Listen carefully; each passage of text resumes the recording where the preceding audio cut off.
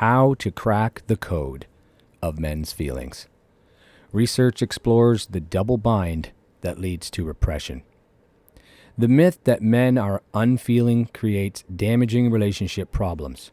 Daphne Rose Kingma, author of The Men We Never Knew, has said, "We've dismissed men as the feelingless gender. We've given up on them. Because of the way boys are socialized, their ability to deal with emotions has been systematically undermined. Men are taught point by point not to feel, not to cry, and not to find words to express themselves. Just because men aren't adept at expressing their feelings, don't for a minute think that they don't feel, and feel deeply. Many times, men express their feelings using a secret code, a code that even they can't decipher. Men may convert one feeling into another.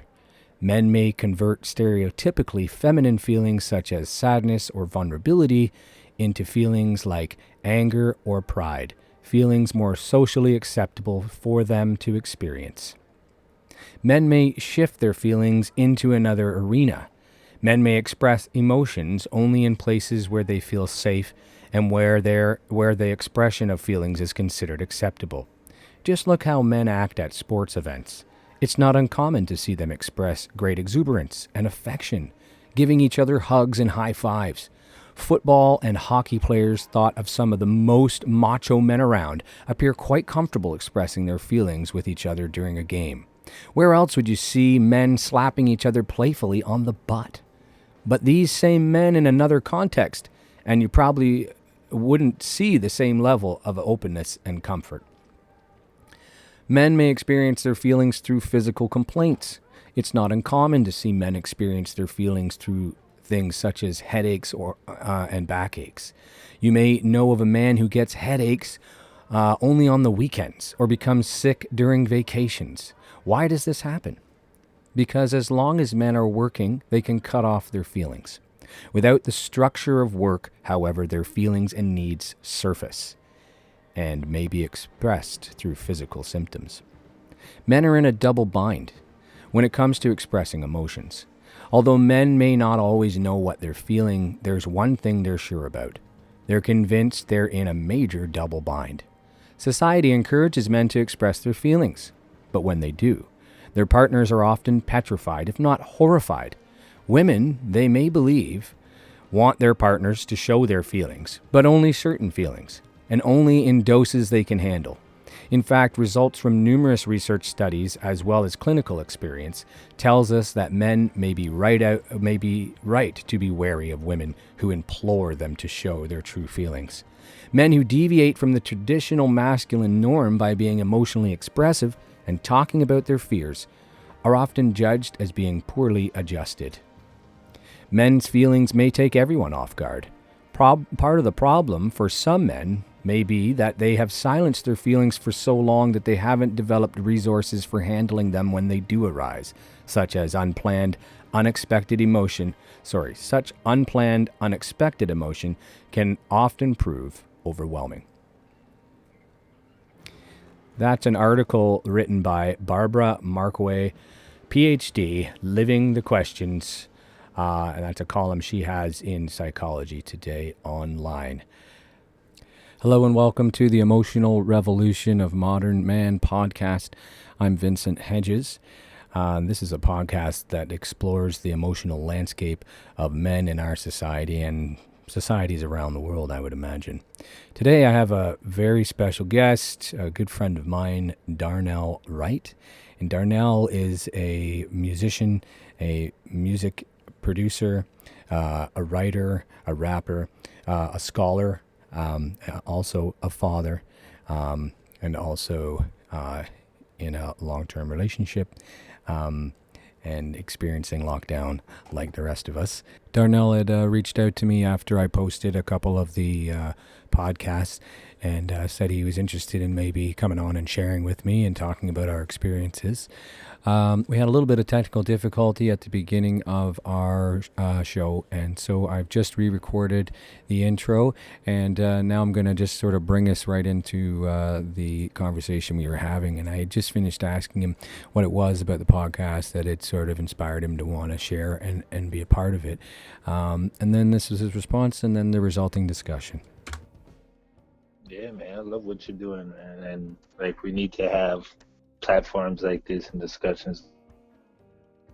Like you said, we take a stoic approach and we try to push our emotions back and just handle with the problem at hand and just get through it. Just hold it in and just keep moving. So we don't really get an opportunity to address a lot of these things, and causes even more problems down the road. Exactly, man. I know for myself, like, it wasn't until my first son was born that I actually started to ask myself some questions, and to really, because I started to see myself in a different light, and I wanted him to be a certain way, but I couldn't be that way yet, and so I remember becoming a father was a transitional time for me to start looking inward. It's a good thing, like, to know when you need introspection. Yeah. When you're not able to identify the problem. Yeah. You know something's wrong, or something's off. Yeah. It's like you need that reflection from somebody else, right? Like, we can't just figure it all out.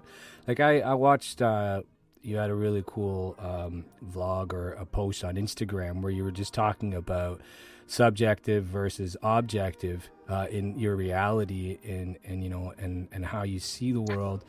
And I really like that, because I feel that a lot of guys, our sense of ourselves is made up of what we think we're putting out there to the world and what the world responds to us, and there's maybe not as much focus on what's really going on as there is a focus on how well am I showing that things are good and that I'm in control and that I've got this.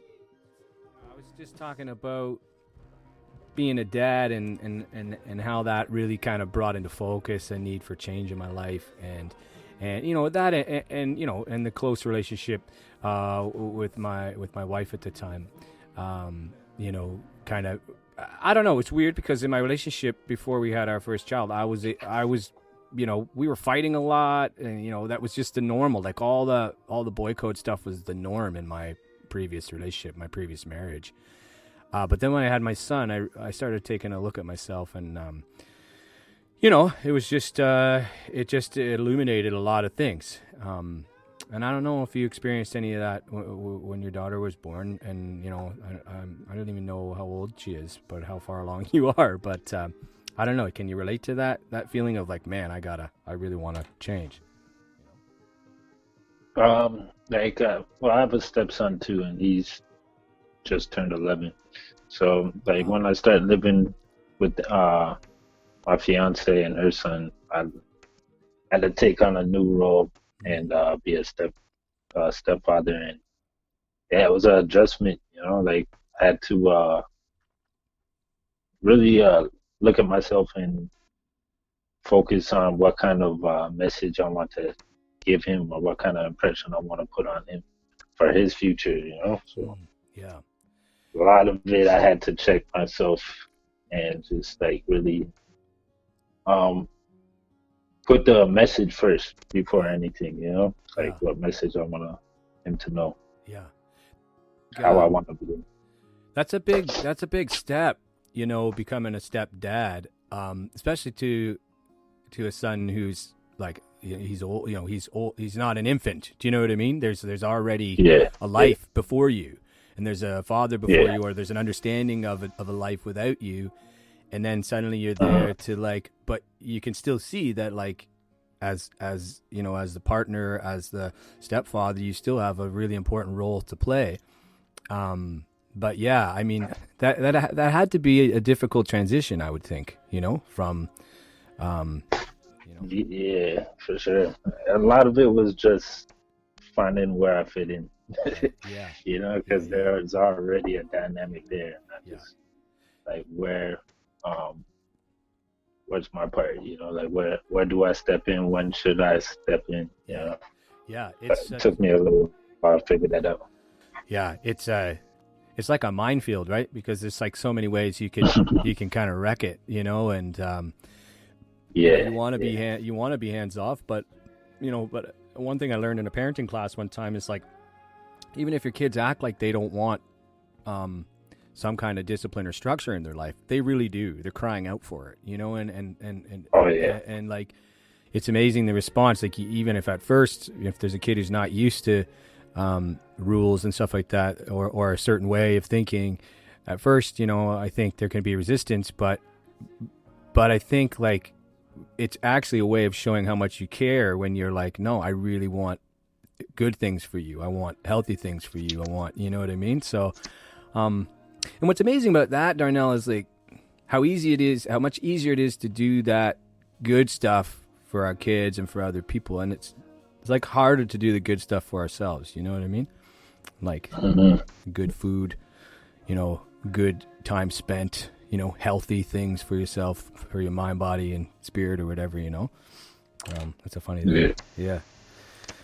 Yeah. So, yeah, we're talking about some of the bigger hurts and the bigger things that are harder to deal with. I know my father was an alcoholic, and he, he was also a pretty sensitive dude, and he, in many ways we were close, even though at some times in my life we were really estranged and things. And I remember he died about 5 years ago, and I remember being really just kind of messed up because, obviously he died, but I was messed up because I guess there was a part of me that figured like that him and I were going to somehow like get to a point where we could actually talk and be in a place where like all the mysteries and all the things he didn't know about me, he was going to know, you know what I mean? But I think yeah, what you might envision might be a great thing with your parents. Like my therapist used to say to me, no one ever has the parents they deserve or they think they deserve, Maybe people do, but not no one, but a lot of times you don't. And anyways, all this just to say, I think like I've been a person who's like, if been looking at the relationships in my life, with my parents, as it's just a defining thing for me as an adult man, like, and continuing to look to the way my father was as the way I should be, and when he passed, it was kind of in some ways like letting go of that idea and getting a sense that like in my adult life, there can be a new way of doing things. There can be a new way of approaching my world, but everybody has different parents, I don't know, like, have you? I know that you've had had a pretty good thing with your parents, and you were saying you had a pretty good, I don't know. We talked a little bit earlier, but do you find that much of your childhood, affects your adult life? That you recognize?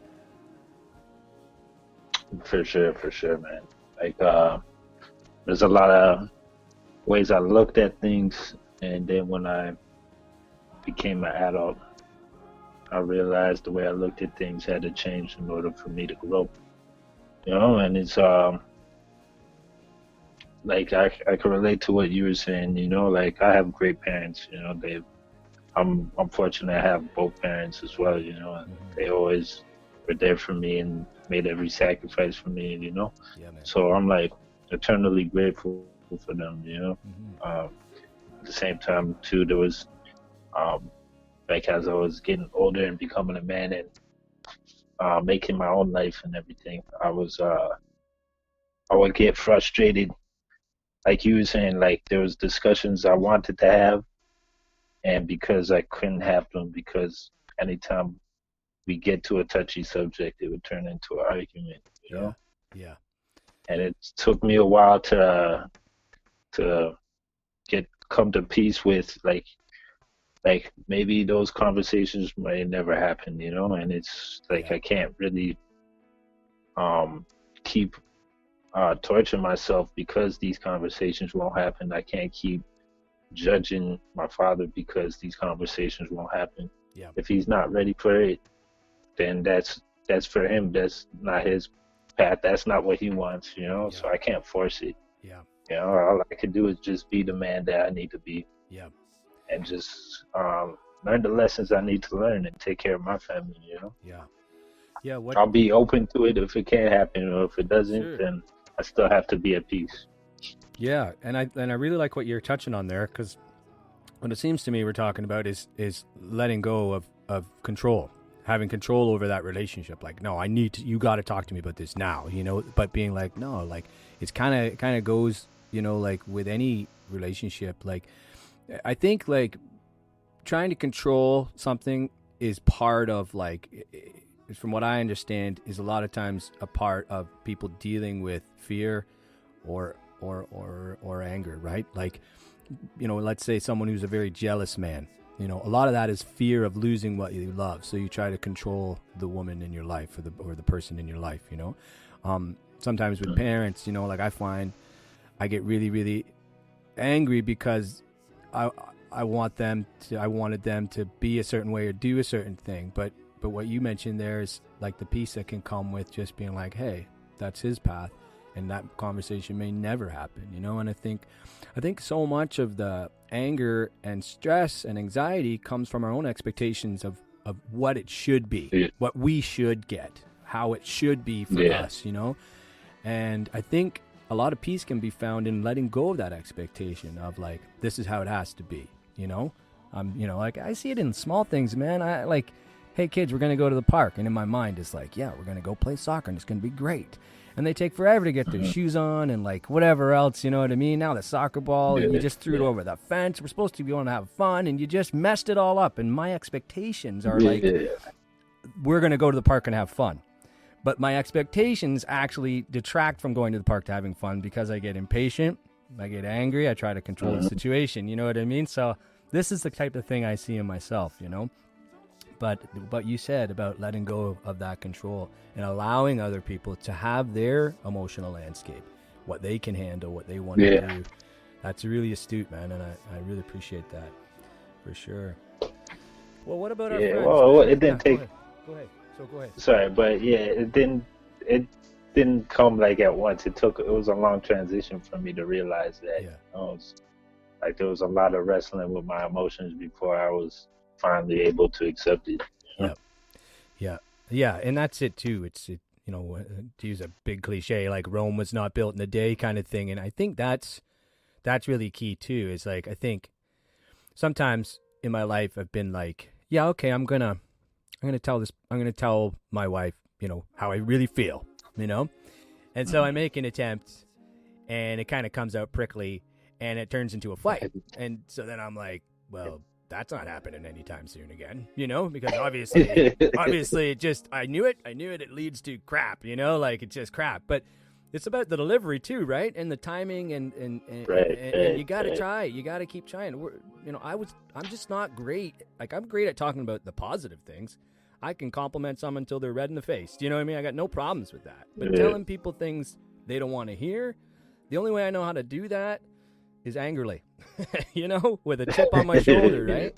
It's hard to do it in a spirit of love, you know, and that's the trick, I guess, because I think... And the worst part is a lot of times we hold it in until it explodes out. Yes. Yeah? Excellent point, man. I know this so much in myself because I don't want to rock the boat. I'm going to be the good guy in all this. Yeah. I'm not going to act stressed out. Yeah. You know, even with my kids, like, put on your shoes, put on your shoes. Put on your shoes, put on your shoes, put on your shoes. Yep. You know, it's just that moment happens. You're either I'm totally patient or I'm completely raging out over here. You know what I mean? And so, yeah, you're right. It's that, you know, I've heard some people call that stuffing the emotions down. You know, you stuff the emotions and then it gets to a point where it explodes, right? And so, yeah, that's the trick, man. That's the trick. And I know in one of my anger books, actually the one I read from last episode, it talks about how when does the anger start?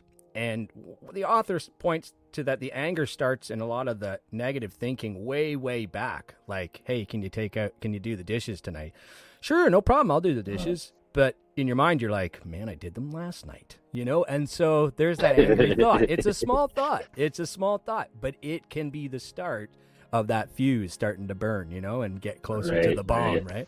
So I don't know if you've experienced that, man, but I know that in myself. Oh, for sure. Yeah, for sure. I just wanted to it's crazy because right now I know everybody's dealing with that. Everybody's in isolation. Yes. Yeah. Right. You know, just when you got the cabin fever going on, it's just like we get so petty with one another, and just the little things just get carried away. You know? Yeah. And I think too, what happens when you deny yourself the reactions, like, actually, do you mind if I don't do them right now? Because I don't want to do the dishes tonight. Like, hey, I did them last night. Do you mind if you do them, kind of thing? I mean, I know we're talking about domestic stuff here, but what I'm saying is what happens when you don't speak up for yourself, where you don't say, it starts to compound, and you're actually denying your own need of, like, you know what? I was really just about to sit down and watch this video. I was really just about to do this, but now I'm doing what you want, and because I'm going to be the good guy, I'm not going to even say boo about it, right? And so you're kind of denying your own needs. And then there's a part of you that's like, I can't believe they don't know what my needs are. I can't believe they would even ask me that because I have needs and they don't know what they are. And, you know, they should read my mind kind of thing, right? So it's that thing of just like knowing how to say what you need without shame, you know, and just be like, I'm tired. I don't want to do those right now. No, you know?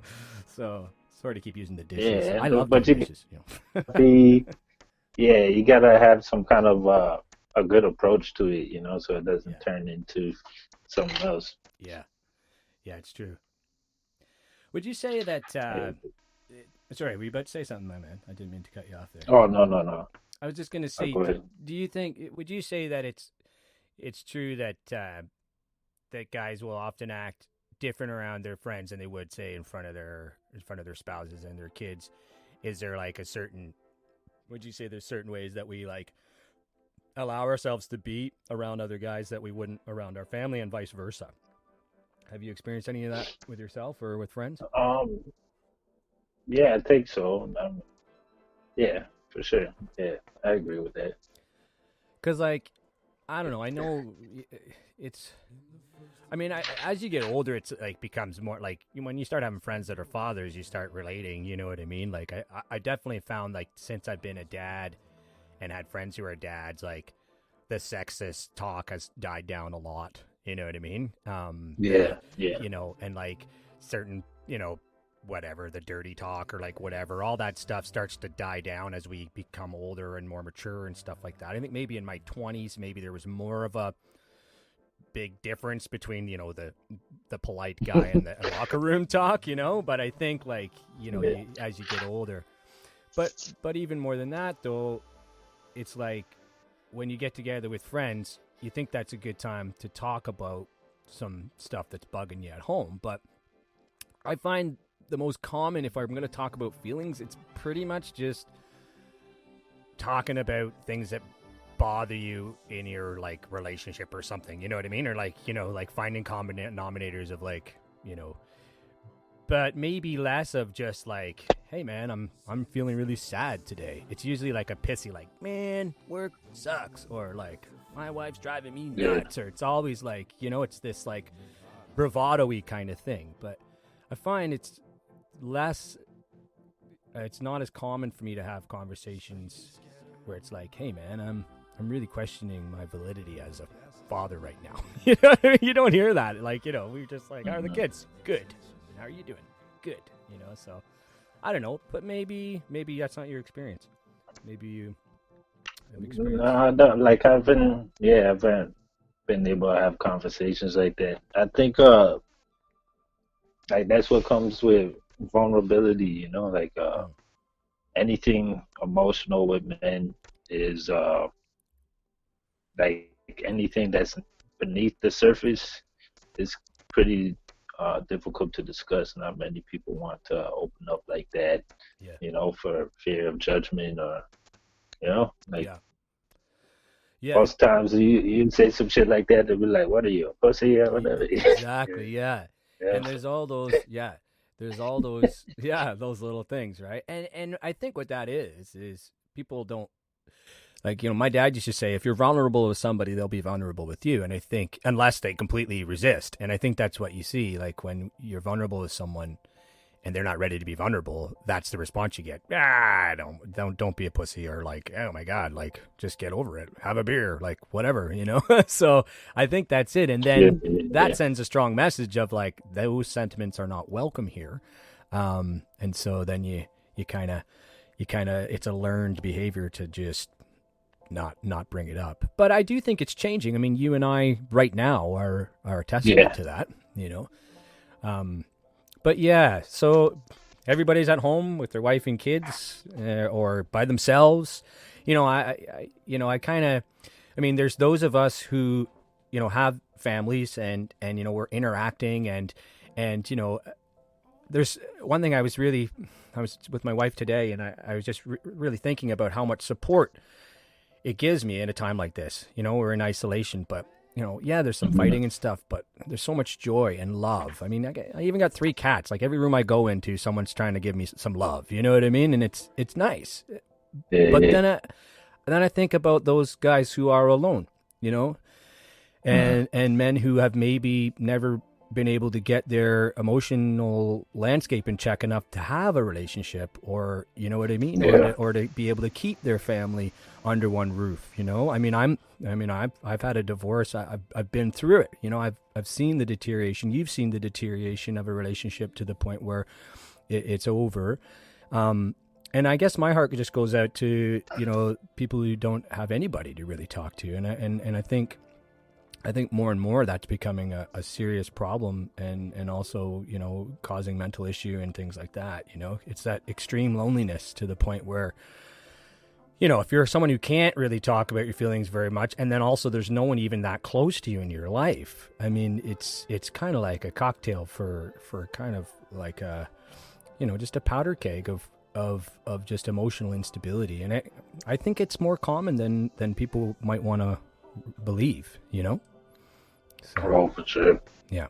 Like, stuff I think about is like just generationally. Like, you could say our father's generation, they just had to work, bring home the check. Yeah. The mother stayed home and was with the family, so like, you wouldn't see the father too much, and when the father comes home and then has to deal with the kids and the wife, stress, they would just go to the bar or just drink, and it would be like, it would lead to this domestic abuse or something like that. Yeah. And it's just like, it was never an outlet. It was never a conversation.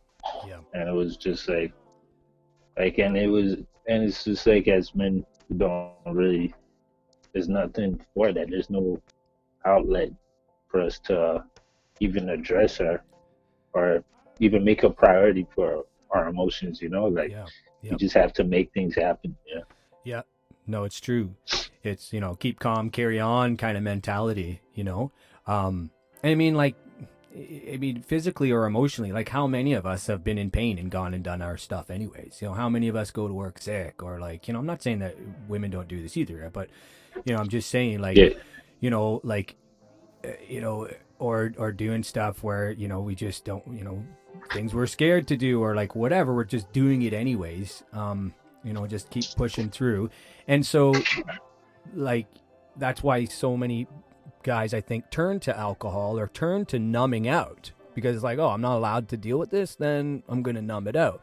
But it's like what we were saying before, that's a form of stuffing your emotions. And when you stuff your emotions, the end result will always be an explosion at some point, some sort of breakdown where you can't contain it anymore and you end up acting out, whether it is, and unfortunately, when you're drinking, you're susceptible to, making bad judgment calls, man. And so you decide you're going to say a bunch of really terrible, hurtful things when you're drunk, because in your mind, you're like, this is totally worth the risk. I just need to say this because it's all bottled up. And then bam, you're just like, you level something that's really important to your relationship or your car or like whatever, you just you make that bad decision. And I guess for me, the consequence too of those explosions is you can't always just say you're sorry and everything's okay. Like, when you hurt someone deeply, it takes a while, man, or if ever, to get that back, Yeah, like I had this jewel. I don't know if I uploaded it yet, but it was about forgiveness, Mm, and I was just saying like apologies. Um, you don't automatically get forgiveness for an apology, mm, and apologies shouldn't be in order for forgiveness. You know, like you yeah, shouldn't be wanting an forgiveness when you give off an apology. You should yes, be the apology is the first step in making amends. You yes, know, after the apology, you have to make things right, right, and it doesn't matter whether you get forgiveness or not. You should be aiming to make amends. yeah, You yeah, know, and so many people apologize and expect forgiveness right off the bat. it's so true. Like that, like it's like it's so that they can feel better about it, right?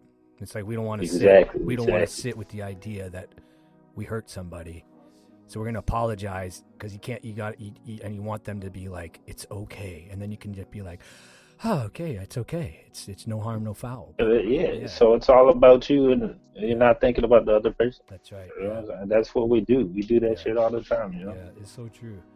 Yeah, and then what happens then is our kids mimic that behavior. And I remember growing up, it was always like, now say you're sorry. Now tell him he's forgiven. Now you're good. You know what I Hmm. mean? You're like forced to just, forgive somebody else, And I remember thinking that too when it was still stinging, like, and sometimes literally stinging, like he punched you in the face Yeah, and you're like, ow, yeah, shit. And then they're like, Michael, apologize to Vincent. I'm sorry. Vincent, say he's forgiven. He certainly is not. My yeah, face is still burning. You know what I mean? Like, but you yeah, have to yeah, say it, right? And so that's stuffing as well, right? Because as kids, we were told that, yeah. now everything's better now. He abused you, he admitted it, and now you accept him. And it's just like, and we get used to that, right? And that actually, sorry to segue, but it made me, I was thinking before we talked about how sometimes as guys, we think we have to keep these toxic relationships in our life. Like these guys or other friends or girls or women in our lives that conjure up this boy code and make us act in that way. Like, come on, man, we're going to drive 160 clicks in the fast lane, like all night long drinking rye. You in? Let's do it, and there's some of us who Yeah. can't help that. Like, well, he's my homie, man. Like, we've been friends for 20 years. Yeah, we're going to do it, or he's going to do it by himself. So I'm going to go and do this, And we take all these risks because we feel like these toxic relationships have to be a part of our surroundings, which Mhm. isn't necessarily so. I mean, you can be, selective, and you can choose the relationships that are going to bring the positive things out of you, and not conjure up all that negative shit. Yeah, yeah, yeah. Trust me. There's a lot of friends I had to leave in the past just because my life was changing and Yeah. I didn't need those elements in my life anymore. You know, like I still got love for them, but Yeah. they knew my life was changing, and Yeah. so Yeah. Yeah. And I mean, I say peace. it takes courage, but it is a separating wheat from the chaff kind of thing because I had to do a similar thing, especially when I ended my previous marriage. And then it's so weird when that happens because your whole all your friends you had as a couple, it becomes this like parting of the Wow. Red Yeah. Sea, right? It's like, oh, so whose friend are you now? Kind of thing. Are you talking to my ex about all her stuff, or are you talking to me? And so then there's this big split down the middle of friends for me, anyways. There was, but also I was recognizing some negative and toxic relationships. But it was amazing that when I started, and I didn't start calling people up and being like, by the way, I'm not going to be hanging out with you, dude, because you're toxic, hang up. It wasn't like that. I just sort of slowly stopped responding because, guys, we can do that, right? A guy calls you, you just don't answer the call. You might see him 2 months later and everything's fine because you just didn't answer the call. You just didn't call back. No harm, no foul, right? But anyway, so I started to change. But, for me to do it, I almost had to become completely introverted. And I just stopped seeing almost anybody for a while until I kind of started to work on myself. And then what was amazing was the friends that were positive influences were the ones that actually weren't self-serving and they weren't doing everything for themselves. They were the good guys who called me up after 6 months, be like, hey man, are you okay? What's going on?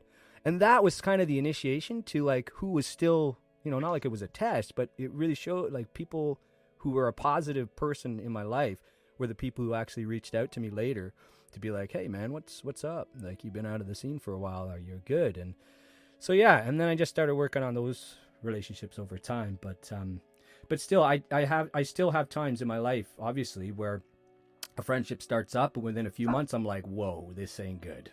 This guy is off the chain. I gotta stop answering these calls or whatever, So I don't know. It's important to manage your relationships and recognize who's bringing out the good and bad in you, I think, Yeah. That kind of reminds me of like I really enjoyed your last podcast on anger and how you just read off a list of different triggers. Yes.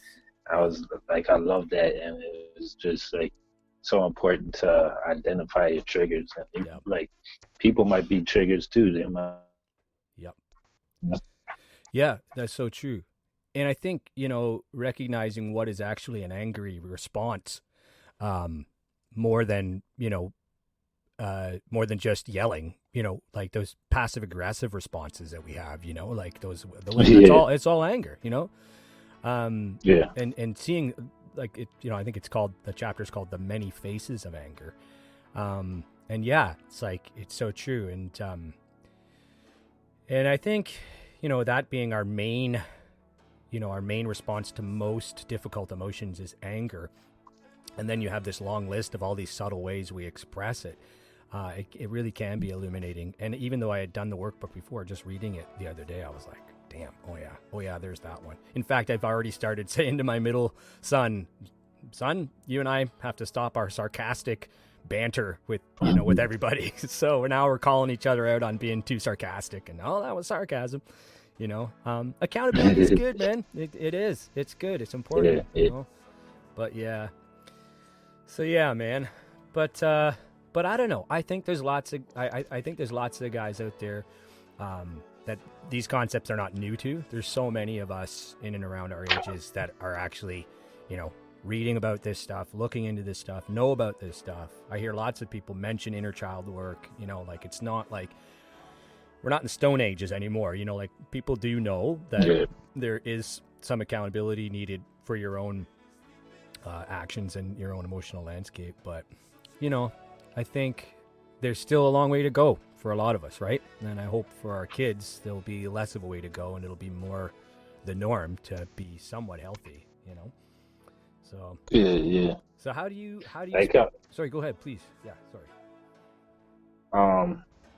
Well, like I was just gonna say, like I feel like there's like I listened to a lot of podcasts, and someone was talking about toxic masculinity and virtuous masculinity. And I think we need to, when we discuss masculinity and emotions and stuff, I don't want, and like being stoic, I always want to make sure that I discuss, like, I want there to be a balance. I think it's mostly because there's an imbalance. We push too far away from emotions, and we're afraid of addressing our emotions. I feel like there's a place and time to push emotions back, but we should also like make time to address the emotions when it's when we're not in jeopardy, when it's not triggering. When we have time to calm down and stuff. Yes. Absolutely. But I don't like we have to be more in control of it and learn how to use our emotions and not be in control of or not be controlled by our emotions, I should say. Yeah. And that's a lot of I think there's a problem where there's a lot of discussion of the toxic masculinity and not enough of the virtuous side of it. Yeah. No, I think that's a really great perspective to put on how to look at it, because like some people respond to like, yeah, but men need to be men, and here's to that for sure. Like you can't tell men that they stop being men. It's an important part, and it is, and I think what you're saying is really important.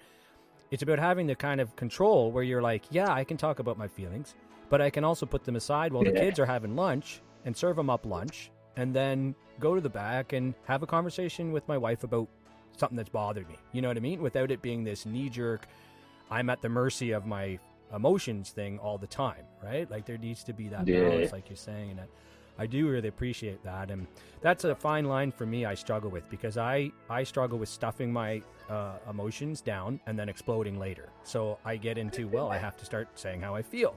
But then how I feel keeps coming out with a chip on my shoulder, and it's not really helping the situation. I'm just hurting people's feelings. So it's this fine line of figuring out the right time, and like you're saying, the right emotional and mental space that I can be in to say this, you know? But then even as I do that, sometimes the reaction I'm getting to what I'm trying to express triggers me, and suddenly I'm in the red again, and I have to stop and be like, whoa, okay, we're obviously not ready to talk about this, or I'm not. So, and that's it too, I think, is being okay to claim your own personal space, and just like when things get too heated, just being like, you know what, no one's winning here. I just need to take a walk.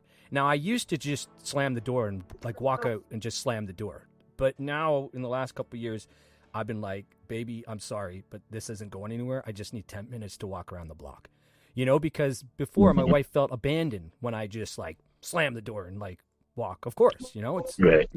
But it's like what you're saying, it's that balance. Like, yes, you can have guy feelings. You can have guy reactions. You can have these feelings. Feelings are never wrong. It's the reaction that you decide to take because of those feelings, right? So, yeah, man, I really like that. And I hadn't really heard the toxic versus, what was the word that was used? Toxic? Virtuous. Virtuous, yes. Oh, that's awesome. I'm going to write that down. Man, like it's not really discussed enough, and it's like it's important to discuss the toxic side of it, but we also have to let men know, like, it is good at times to be able to push your emotions aside and deal with the task at hand properly. Yeah, you know, like it's a skill, you know, but it's also there is a toxic side to it where you never address it, or it comes out in a volatile manner, you know, and that's when it becomes toxic. But there is a virtuous way to use your emotions, or to let out your emotions, and that's what we need to discuss about, you know, like that's the conversations we need to have. There is a good way to do it. You know, so don't feel trapped all the time. And I mean, and we don't even have to speak about that in like a general term. I mean, there's working out and then focusing on, you know, on what you're mad about while you're working out. That's a healthy way of pushing through that stuff. With sadness, I remember, I've had some pretty, you know, when my daughter passed away, she was, you know, just a baby, and like I had so much hurt and pain around it. When I finally went back to work, it would just like sneak up on me and just slap me in the face. I'd start crying in the middle of a construction site and just be like, I have to go hide somewhere, you know?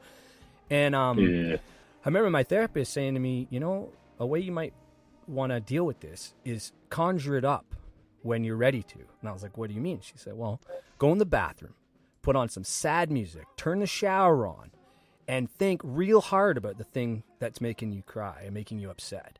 And give it its space, give it its time, you know, and let that out and just let it go where you feel safe to do so. And then it's like a pressure valve for later. You have control over that emotion, you know, and maybe hitting a speed bag or taking a run or whatever it is enough to get the pressure valve, you know, like released, so that when you go to deal with the situation with the person you're dealing with, it's not popping off because you haven't expressed it any other way. You know what I mean? So there are real ways, real healthy ways of dealing with these strong emotions, and they're not necessarily a secret. You know, we know them. You know, there are good ways. So, yeah, man. Well, my brother, I think. I could. Go ahead. Sorry. No, you go ahead, bro. I was just gonna say, like, I'm glad you shared that. You know, because it's like I'm still definitely struggling with how to manage it and how to let it out and when to let it out, you know, and I'm like, to be honest, I'm scared to confront a lot of emotions like that, you know, like, so like it takes courage to do that. It You know, does. so And I think, thanks especially, for sharing that. yeah, man, no problem. And I think too, it's like it is hard to do that. It really is. But sometimes things in life are so heavy that you don't even have a choice. It just starts wrecking you. Yeah, You know what I mean? And if your yeah, go-to response to pain is anger, then some of the most hurting dudes out there are the angriest assholes. Do you know what I mean? They are really hurting. And I yeah, think that's super important to remember, that whenever people are being crazy, like crazy abrasive, they're dealing with so much inside, and it's never about you. The Four Agreements talks about don't take things personally, never take anything hmm, personally, because it doesn't have. It's not you. It's whatever they're dealing with, and I think too, like, I don't know. I think like recognizing that you have your own private relationship with yourself that nobody else needs to know about, and whatever yeah, place you need to go to with yourself, like as long as you give yourself space to do that and time to do that, you will start to have a relationship with yourself that you get some insight from. But I think too often it's just like, oh, alone time, that's beer time. Oh, alone time, that's video game time. Oh, alone time, that's yeah, making beats time. yeah, Like that's just where yeah, we go. yeah, We're like, yeah, where's our distraction? But to sit and exactly, close your eyes and think about yourself in an objective or even subjective way, like how I affect other people or how am I affecting myself, we don't do enough of that, I think, in general. for sure, for sure. Yeah, man. Well, man, thank you so much for talking with me today. I feel like we could keep going on, but I am going to Yeah, my pleasure, probably, man. yeah, man. And you said so much great stuff, and I'm looking forward to listening back. And yeah, man, I'll be posting this up in the next day or so. And yeah, super, super great talking with you, brother. Likewise. All right, man. Well, enjoy your isolation and quarantine. I know you're I working will though, try. I eh? will You're try. you're heading off to Yeah, work. yeah, Yeah, man. Well, that's yeah, encouraging to hear. I'm missing work. I'll be honest, man. I'm just like, I'm missing just that balance. We're talking about balance. There's such a balance to going to yeah, work and coming home. So, yeah, anyways, yeah. all right, man. Well, I'll see you online, and yeah, you can find Darnell's Instagram. I can't remember if you go by your name or whatever, but on your Instagram, you got those jewels you're dropping. You got lots of great things to say on there. What is it? Just your name on Instagram, or I'm trying to remember. I can put the link at the bottom of this, but It's at DP City DP City. on Nice. Instagram. On Yeah, Instagram. So yeah, check out DP City on yeah. Instagram, and you get some really great thought jewels from a man here. I was listening to a few of them just the other day. All right, man. I'll catch up with you soon. Okay. All right, All right. thanks a lot, bro. All right, man. Peace. Peace. Peace.